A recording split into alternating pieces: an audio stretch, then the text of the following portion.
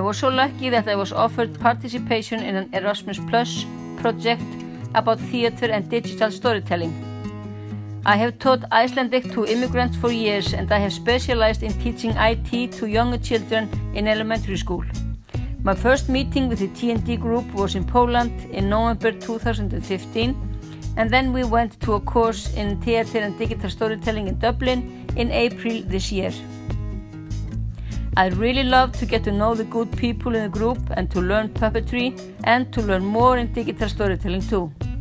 I love widening my horizon, and taking part in this project gave me opportunity to travel and to get to know people. On the course in Ireland, I made my own digital story about my mother and used that experience and technique to teach a group of immigrants from Akureyri and Dalvík in June to make their own story. We were allowed to run the course in Símey in Akureyri, where they lent us computers and everything we needed for the study. My students were 7 women from Finland, Poland, Philippines and China.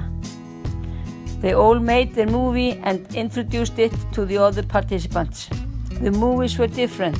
One was about a dog's life, one about a family, one about living in Iceland, one about the land that the author came from, etc.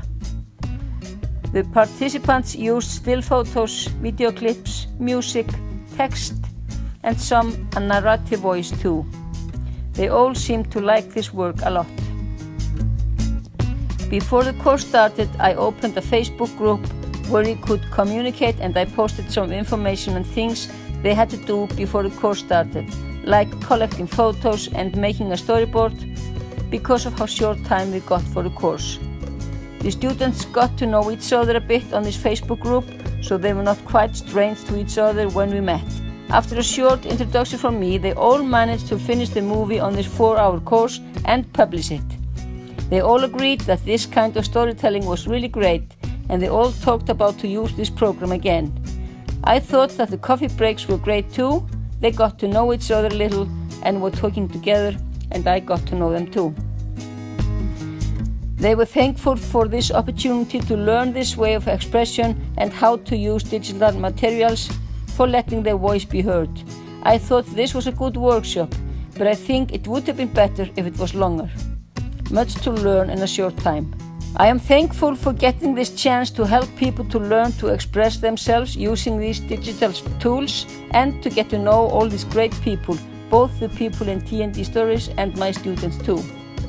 Last but not least, I am very thankful for getting opportunity to participate in this Erasmus Plus project and to get to know all the good people that I have met. Some of them will be my friends for life. Thank you.